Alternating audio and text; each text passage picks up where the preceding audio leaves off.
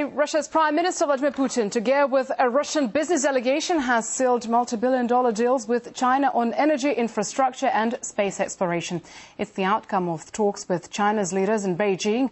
Anissa now is there for us following the Prime Minister's visit. Anissa, tell us a bit more about the agreements between Russia and China.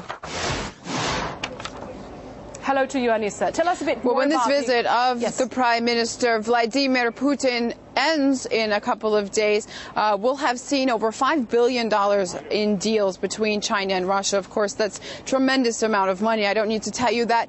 Some of the major deals have to do with energy and the gas sphere. A pipeline is going to be built that will bring up to 70 billion cubic meters of gas from Russia to China. Preliminary deals have been signed, and we heard from Gazprom's Alexei Miller.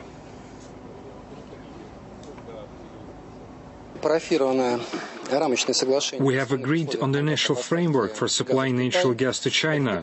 According to the agreements, the price of the gas will be determined by a special formula included in the future contract. It will be based on existing international practice.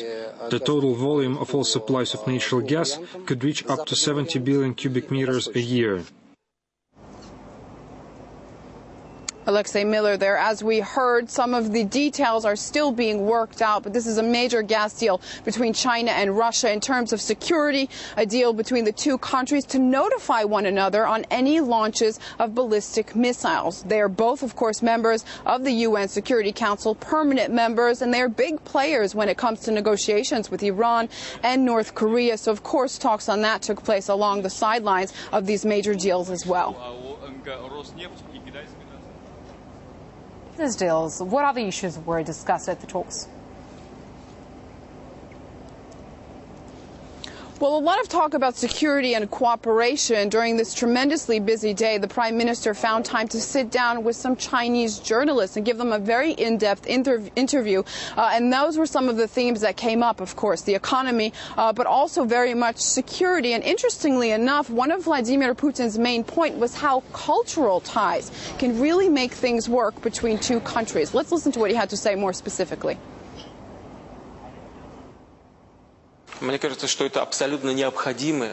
think cultural cooperation between Russia and China is absolutely necessary to strengthen our economic, military and political ties. It's the basis for the most important thing, trust between the two sides. Without trust, we can't develop relations in any sphere.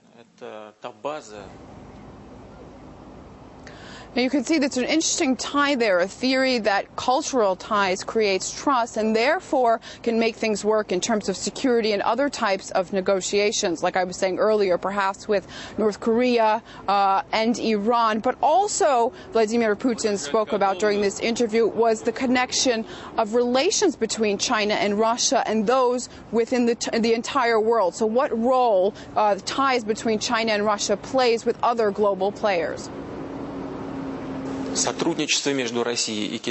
Cooperation between Russia and China is one of the most important pillars of global stability.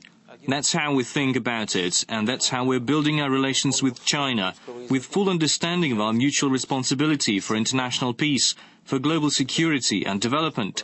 The joint Russian-Chinese position in international affairs is often a restraint for some of our more hot-headed international partners.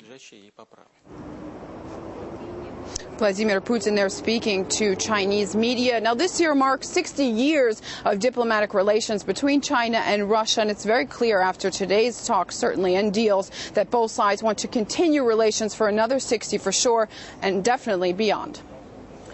RT correspondent Anissa now live from the Chinese capital, and for more on Russian Prime Minister Vladimir Putin's visit in Beijing, you can log on to our website, RT.